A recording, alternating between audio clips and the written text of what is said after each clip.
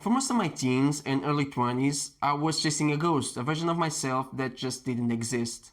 I did everything the magazines and influencers told me to do. I was on a diet, I was in the gym, but every time I looked in the mirror, I just felt broken.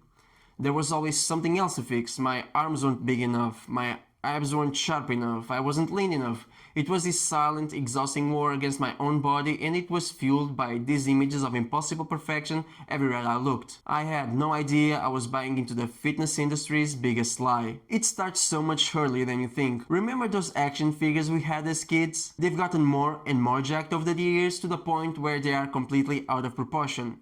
Then you get older and you are seeing Hollywood actors pull off these insane body transformations for superhero movies. The media sells you a simple story, chicken, broccoli and hard work. But what they don't show you is the extreme dehydration, the perfect lighting, the team of elite trainers, and let's be honest, the pharmacy of supplements and drugs that make it all possible. I bought all of it, the hook, line and sinker. My social media feed was just a non-stop parade of hyper-muscular, impossibly shredded guys.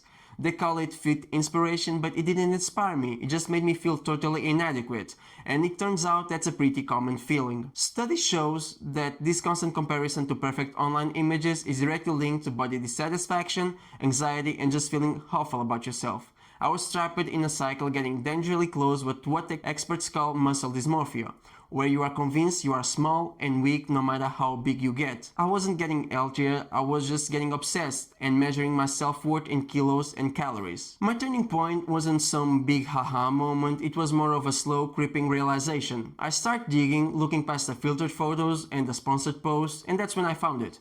The fitness industry biggest lie, that the ideal body isn't just the goal we should all want, but that is something anyone can get with just a little hard work.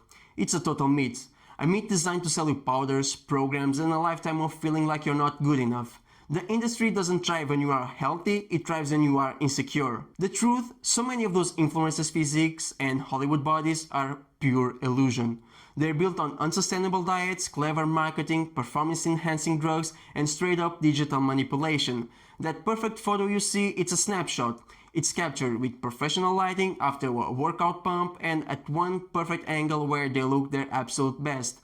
A state they can probably only hold for a few minutes.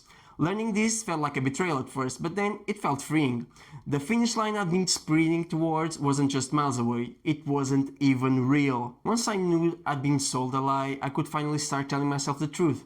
I had to completely redefine what health even meant to me. It's not about looking like a fitness model, it's about feeling good.